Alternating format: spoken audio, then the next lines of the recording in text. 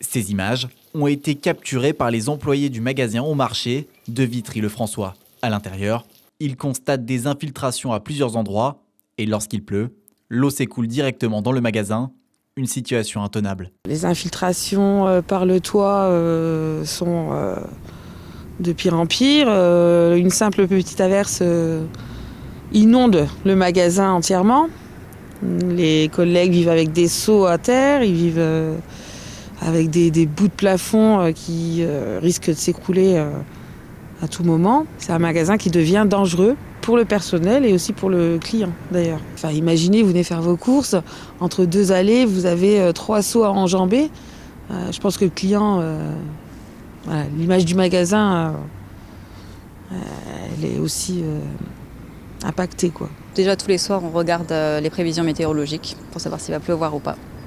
Quand on sait qu'il y a des averses, on sait d'avance de toute façon qu'il faut prévoir les seaux, serpillères, prévenir les clients et on sait d'avance que ça va être compliqué.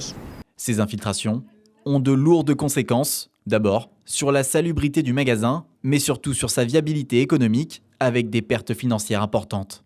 Les employés sont régulièrement contraints de se débarrasser de certaines marchandises.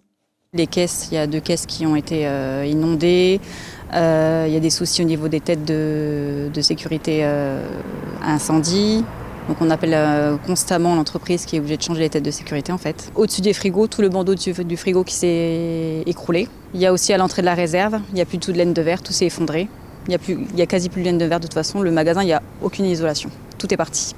Clairement, on ne se sent plus du tout en sécurité. Concrètement, on ne se sent plus du tout en sécurité, autant les clients que nous. Un congélateur qui disjoncte, vous imaginez bien que la marchandise, ben voilà, c'est fini. Le temps que le personnel nettoie, c'est du temps où le magasin n'est pas ouvert. Le locataire et le bailleur sont en procédure judiciaire depuis 2018. Compte tenu de l'action judiciaire en cours, le propriétaire des lieux n'a pas pu s'exprimer. La situation du magasin a été remarquée par le maire de la ville. Et j'ai des yeux pour voir et j'ai fait des constats. Je pense qu'il y a effectivement un souci. Donc il faut trouver des solutions. En tous les cas, une solution. C'est sûr qu'on a déjà vu des seaux à l'intérieur du magasin, donc c'est pas un signe de bonne santé de la toiture. J'ai pas enfreint mon obligation de neutralité, mais je vous ai dit franchement ce que j'ai vu, sans prendre parti. Mais il y a des constats qui sont faits, qui sont réels. Alors qu'une date avait initialement été fixée en fin d'année dernière, le jugement en appel a finalement été renvoyé. Les 2 parties sont pour l'instant en attente de la date de jugement.